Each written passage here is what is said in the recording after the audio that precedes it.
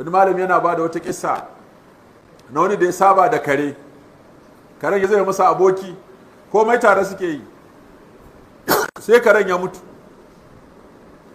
sai ya haɗa babban taro na jana'iza, aka zo ana masa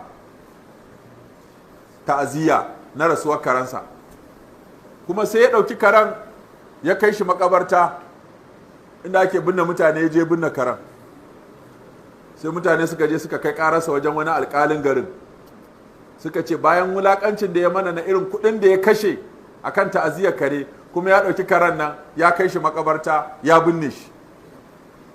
Sai ce a nemo masa shi.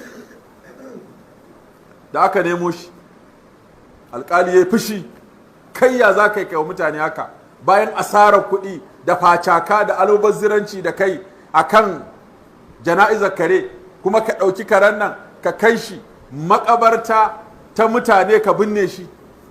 Sai ce shi ya wasiya ya masa haka. Ice kara, ice kwarai, wasiya ya bani, ya ce in ya mutu in binne shi a makabarta, shi yasa na zartar da wasiyarsa.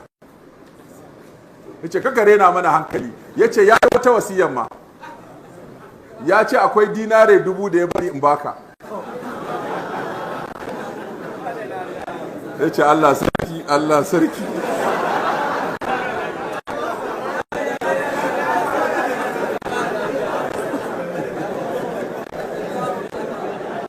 Allah sarki. Yace wannan jinin kana ashabul kahf. Allah sarki.